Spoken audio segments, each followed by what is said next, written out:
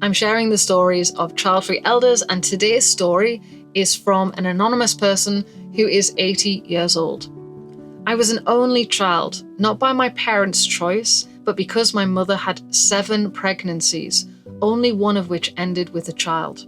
For the first few years of my life, I lived in an old farmhouse with 6 adults. I was considered mature for my age. As a child, my parents moved far away from the rest of the family so my father could pursue a different career. I was never around babies. I didn't enjoy being around other children very much.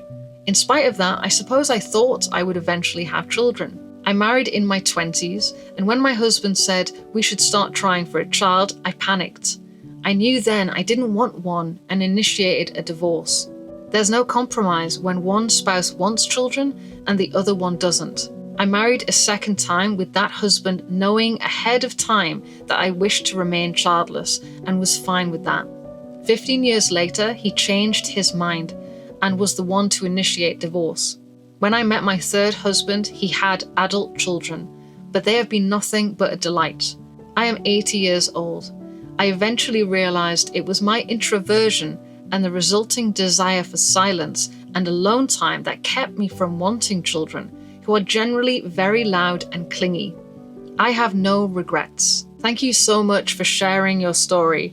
We know how complicated it can be for some people navigating this with their partners. The best advice I can give if you are ever in that kind of situation is to really, both of you independently, explore truly what your desires are, not what society is telling you, because that's part of the problem, is deciphering what is your true desire and what is something that has been in your head, placed in there through social conditioning, through your friends or family doing it. And each person independently needs to really understand, how do you envisage your life? Do you want to nurture a child? Is it a calling for you, or is it something that you are checking off a checklist? So when you both do that independent work and both really, really dig deep into why do you want children, and then you can come together and talk to each other about what that means for your relationship. And yes, some relationships will not work, but the reality is